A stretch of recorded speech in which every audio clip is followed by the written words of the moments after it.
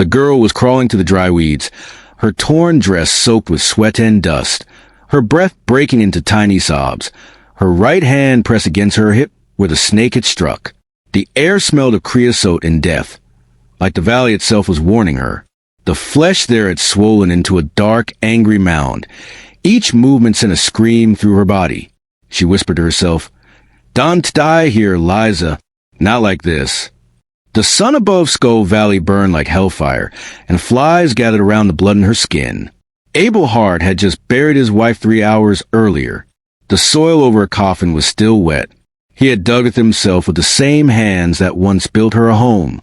Calera had taken her fast. So fast he still expected to hear her humming by the window when he turned. But now there was only the wind and the ache that lived behind his ribs. He was riding home when he saw the girl collapse at the edge of the pines near Thumb, but at first he thought she was a ghost. Her skin looked gray under the afternoon light, her eyes half open. When he knelt beside her, the smell off and on and blood hit him. She looked at him and gasped, "That spot, it's really swollen. Suck out the venom, please." Her voice cracked, desperate, almost gone. Abel Shands froze above her wound. He knew what the old ranchers used to do, but something stopped him. He lifted the torn cloth carefully. Back in the war they taught us. Sucking only works in the first minute and spreads a poison if you got cuts in your mouth. What he saw underneath turned his stomach. Beneath the swollen bite were layers of awful bruises, purple and yellow, some round like belt buckles, some thin like whip marks. He didn't see just the snake's bite. He saw years of pain carved into her body by another man Shand. She shivered when the wind touched her. "He kicked me out," she whispered. "Said he was bad luck. Said the devil cursed him." Her words faded like smoke. Abel took off his bandana, pressed it toe her wound, and lifted her into his arms. The heat from her skin burned through his shirt. He didn't know if it was the venom or fever. Maybe both. As it carried her back toward his horse, the ground blurred with heat waves.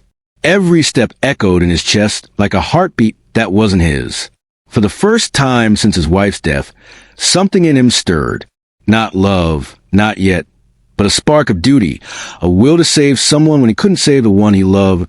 He laid her across his saddle and looked toward the endless road back to his ranch. The air smelled of pine and death. He didn't know who she was or what had brought her to this cursed valley.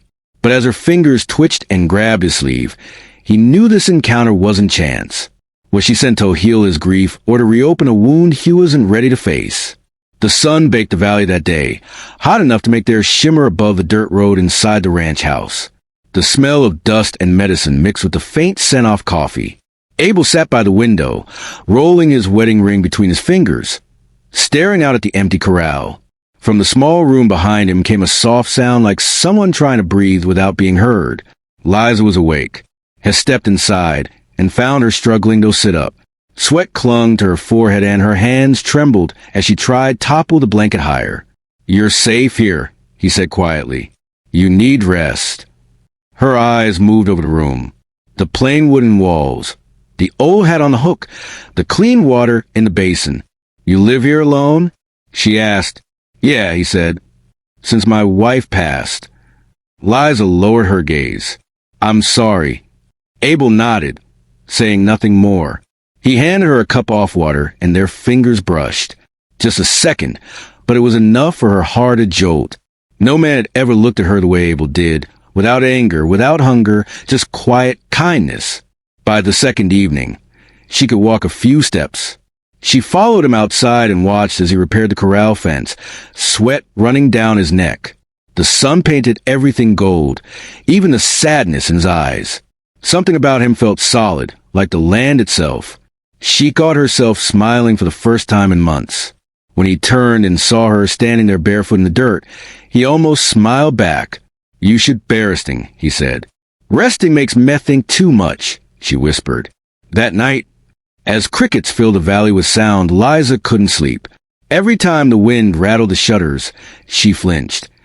She kept seeing Jeb's face, the way his eyes turned black when he was angry. She knew him well enough to know he wouldn't just let her go. He'd come. He always did. Abel found her sitting on the porch, clutching a thin blanket around her shoulders. "Yuri's shaken," he said softly. "He always smells me out like a hound on blood." Abel's jaw tightened. "Then he'll find me first for a moment." Neither of them spoke. The sound of the night filled the space between them. The moonlight cued across her face, showing fear and something else, admiration. She had never seen a man stand so calm, so sure. When danger was coming, Liza looked at them, her voice barely a breath. "You didn't even know me. Why would you care?" Abel turned his eyes toward the dark hills, 'cause no one should live scared. She wanted to believe him. But deep down, she knew fear had a way of finding you, no matter where you ran.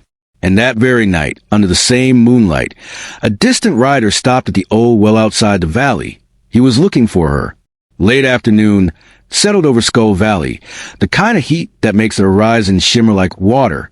Liza was hanging clothes on the line behind the ranch, her hips still tender but healing.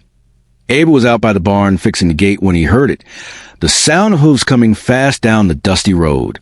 He froze, his hand tightening around the hammer. Liza turned toward the sound, her face losing all color. "It's him," she whispered. The rider pulled up hard, dust rolling around the horse's legs.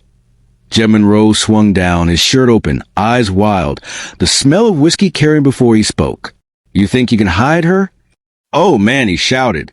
Abel stepped forward slow, steady. "You best keep your voice down. She's hurt and you're not welcome here." Jeb laughed, a mean kind of laugh that comes from deep hate. "She's my wife. I'll take her where I please." He grabbed Liza by the arm before she could move. She cried out, pulling back, but his grip was like iron. Abel reached him in 3 long strides. His hand caught Jeb's wrist. Twisting a tunnel, the man dropped his hold. "You lay another hand on her, and I'll bury you right next to my wife's grave." Jeb swung a fist.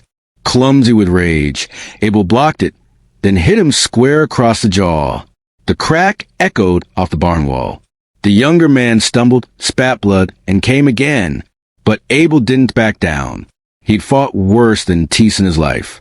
Hunger, sickness, loss, and he wasn't about to lose his fight. Liza stood frozen, tears and dust streaking her face. She had never seen a man fight for her. Not like this. When Jeb finally hit the ground, Abel stepped back, breathing heavy, but his voice was calm. "Get on your horse and go. Don't come back for a second." Jeb just lay there, hate burning in his eyes. Then Heck climbed onto his horse, spat into the dirt, and rode off toward the hills. Abel turned to Liza. "You all right?" She nodded, still shaking. "He won't stop. Abel, he'll bring others. He always does." Abel looked past her toward the sun dipping low behind the ridge. "Then we'll be ready that night." The sky turned red before the stars came out. Liza sat on the porch with a cup off water, watching Abel tend to the horses. She felt safe for the first time in years. Yet fear still lingered in her chest. She couldn't tell if it was for Jeb's return or for how much she'd begun to care for the man who saved her. And somewhere out there, Jeb was planning his next move. If you've been listening this far, maybe pour yourself a cup off to you and sit a little longer. Tell Muhat Time is it where you are and where are you listening from? And hey, if you like more stories from the wildlands of the Old West, hit that subscribe button and ride with me to the next chapter. 3 days passed before the sound of trouble rolled back into Skull Valley. The summer air was thick, the kind that makes sweat cling to your neck and thoughts feel heavy. Liza had just finished washing dishes when she heard the crunch of wheels on gravel. Abel looked out the window and saw a wagon and 2 men on horseback. One of them was Jeb Monroe.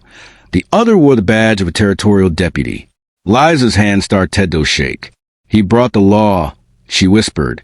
Jeb climbed down first, grinning wide. His jaw still carried often bruise from Abel's punch. "Afternoon, Hart," he called out. "I came for my wife. The law says she belongs with me."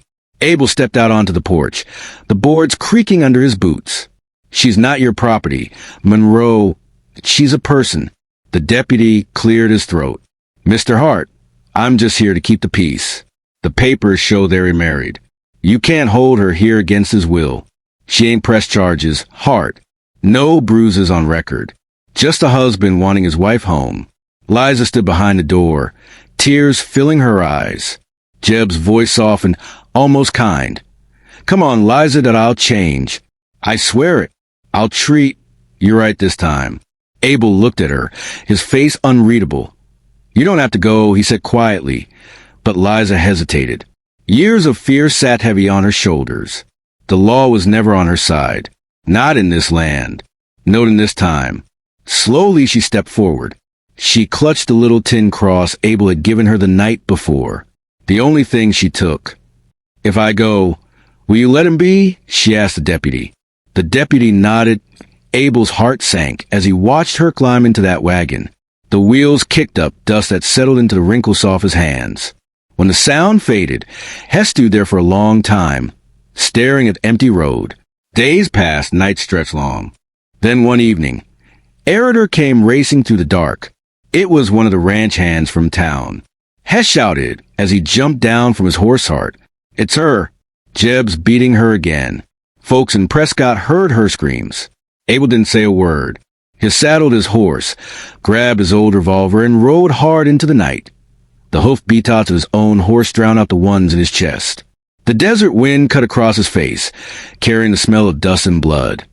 When he reached the miner's cabin, the door was open. Inside, Liza was on the floor, blood on her lip, eyes full of fire. Jeb turned, bottle in hand, shouting, "She's my wife this time." Liza didn't cry. She grabbed the broken bottle near her feet and raised it. "Not anymore," she said. Abel pulled her back, his voice low. "You're done here, Monroe. You're done." The next morning, word spread fast. Jeb was gone, headed out of town under threat of arrest. Liza filed for divorce with the help of the county clerk. For the first time, the law stood with her. But freedom comes with a cost. And what she and Abel would face next was something neither of them could have prepared for. 2 summers passed in Skull Valley, and the wind that once carried sorrow now carried the smell of cut hay and rain from the high country. Life on Hart Ranch found its rhythm again. The fences stood straighter. The barn roof no longer leaked, and laughter sometimes echoed across the fields when the cattle came in. Liza had changed. Her hands were rough now, her shoulders strong. She could ride better than most ranch hands and could calm even the meanest horse with a single look. Folks in town had stopped whispering about her. They saw how hard she worked and how she never looked back. The scars on her skin had faded, but the ones inside still spoke key to her on quiet nights. Abel had changed, too. The hollow look in Heisey's was gone. He no longer carried his wife's ring in his pocket. He had learned something about grief, that it doesn't vanish. It just becomes part of you, like a shadow that walks beside you, but no longer leads away. One evening, the sky turned orange over the valley, and Liza was closing the barn door when Abel came up behind her. He had a soft smile, the kind that only comes after years of silence. "You ever think we made it through for a reason?" he asked. Liza leaned against the door, her face glowing in the last light-off day. "Maybe the reason is just a provoo could," she said. They stood there in the stillness. 2 people who had lost almost everything yet somehow found each other. There was no grand confession, not a dramatic kiss, just a peace that comes when 2 broken hearts learn how to beat again, side by side. When the crickets started singing, Liza looked out at the fading sun.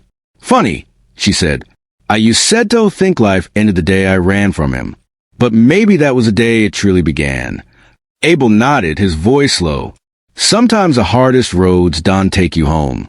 They build you a new one. The story of Abel and Liza isn't just about love. It's about surviving what tries to break you, about standing up when the world says you can't. It's about believing that even in the roughest land, a seed of kindness can still take root. So, let me ask you this. Have you ever faced a season that nearly broke you? And when you look back now, can you see how far you've come? Take a breath. Let their story remind you that healing doesn't happen all at once. It comes in small steps, in quiet moments, and sometimes in the hands of someone who refuses to walk away. If you've been here listening till the end, I thank you for sharing a few minutes of your day with me. Go ahead, give this story a like if it touched you, and subscribe, so you don't miss the next ride to the Old West. Now, pour yourself a cup of tea.